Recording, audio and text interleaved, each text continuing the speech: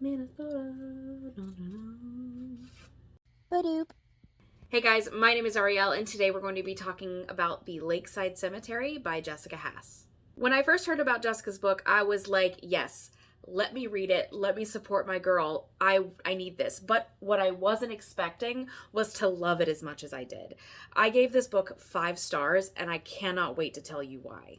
Kara is a 25-year-old woman living in Minnesota. She works at a coffee shop. She's got a few coworkers that she's friendly with, but not friends. She is a very solitary person, but that's on purpose. She had a few friends earlier on in her life who she was super close with, and she feels like they abandoned her. So she is very reluctant to create a relationship with anyone because she's afraid that they're going to leave.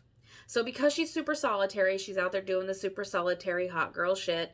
She's out there reading books, drinking coffee, and walking around cemeteries. And that is where our book pretty much opens up. She has decided to rejoin social media to try to connect with old friends and maybe make new ones because she's tired of being alone, even if it is self-inflicted. So she goes to the cemetery and she sees a mausoleum with her name on it, and she's like, her last name on it, and she's like, that'd be cool, I guess. Let's take a selfie. So she takes a selfie, doesn't like it, and then hears something around her. Is that a person? Are they watching me? And then she sees them and she's like, all right, I'm gonna follow them.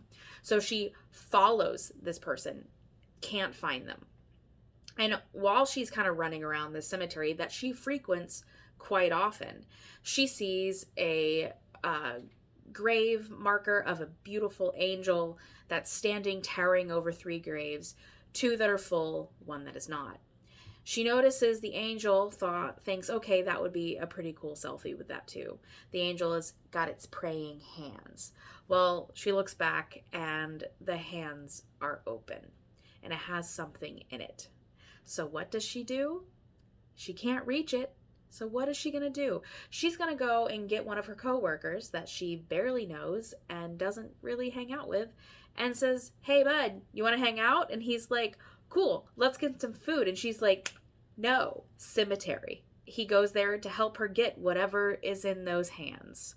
And hijinks ensue. There is a lot that's going on in this book, so much that I am afraid to say too much. But what I will say before I give you my thoughts on it, this was one of the most beautifully written books that I have ever read. She has a lot of really good one-liners that just flow beautifully. There's also pop culture references. If you are a 90s baby or an 80s baby, you are going to get them and you're gonna giggle and be very happy about it if you were in these fandoms. I did. Loved that for me. Loved that for all of us, honestly. This book has a lot of, I'm assuming, Minnesotan history. I haven't Googled everything, but what I've Googled seems to be true, which I thought was really cool that she did the research. And I'm pretty sure that she might know most of this anyway because she's from Minnesota, but you never know. If you're into creepiness, cemeteries, extremely good character growth, and dead people that are dead people, but like not, read it. Captain Janeway, keep the book safe. If you've seen my videos before, you're gonna think this part is a broken record when I say it, but let's talk about our pros and cons, and we're gonna start with a con to end on a good note. I have one singular con. One. And it has to do with Kara's inner monologue. She talks a lot about her fear of being hurt, her self-loathing, just her general unease of friendship and love and companionship. And I'm here for that.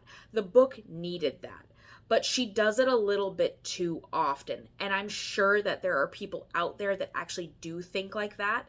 And her character does grow, which is fantastic. But there was just a little bit too much of that for me. Sometimes it was kind of a downer, but then the book just picked right back up and was fantastic. So that is my only con, is that I just think that we got it.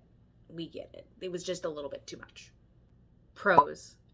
This book had me hooked from page 1.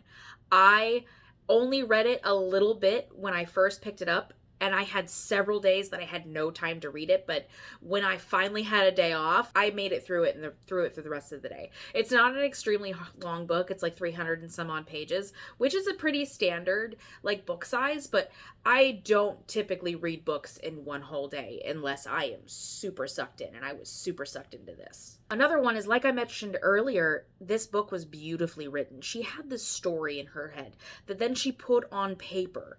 And the way everything flowed, I didn't feel like I was reading an author's first book. Like, I didn't feel like I was dredging through it to get to the story. The story unfolded before my eyes like she was a practice author that has written 10 million, but well, maybe 10 million is a bit much, but you get the idea. It was fantastic. I never had to go back and read something to make sure I was understanding what she was trying to say. The way that she portrayed the people made them feel like real people, and y'all know that I'm a character-driven reader, and that's a pin, and that's really important to me in a book. But then also in a book, what's really important to me is being able to set a scene. Y'all know that I love Erin Morgenstern. Y'all know this if you watch me, even though I don't have any reviews for her books, but that is beside the point. She can paint you a picture. You can feel like you can walk into it.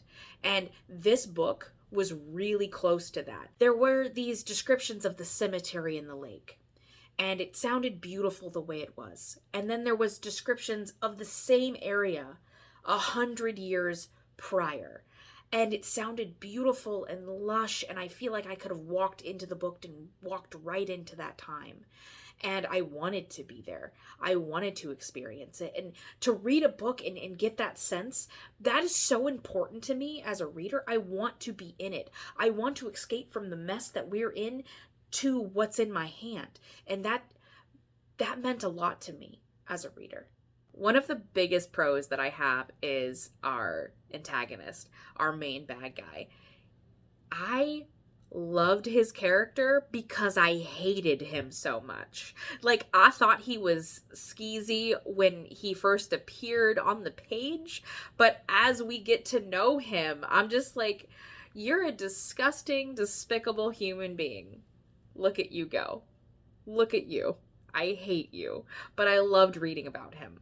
And the last scene that he is in, I really enjoyed that. And you will know why when you read it. And if you have already read it, let me know down in the comments. I can't say that.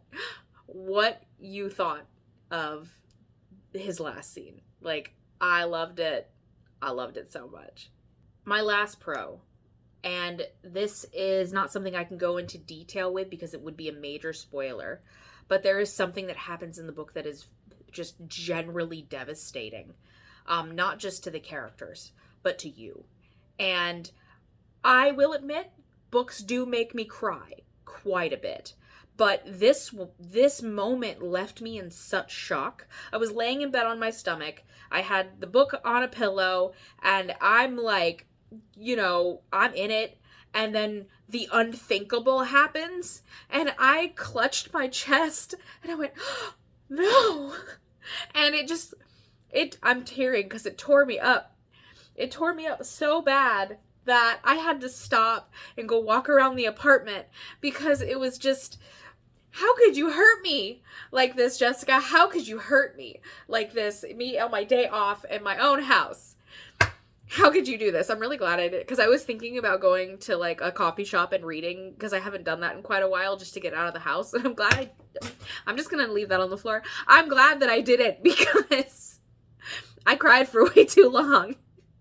Like I said before, I gave this book 5 stars. It was an excellent read. You can get it on Amazon. I highly recommend actually owning the book because look how pretty this book is, y'all. Look how pretty this book is. I don't know who designed this. I don't know if she did. I don't know what's going on, but it's just generally, like, look at the detail.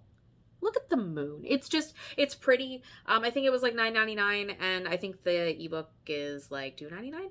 But either way, Amazon, And I have a review on my Amazon and my Goodreads if you care to read that. And I really hope you guys have a good rest of your day and night or whatever.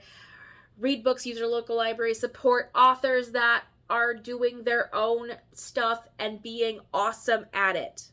Bye.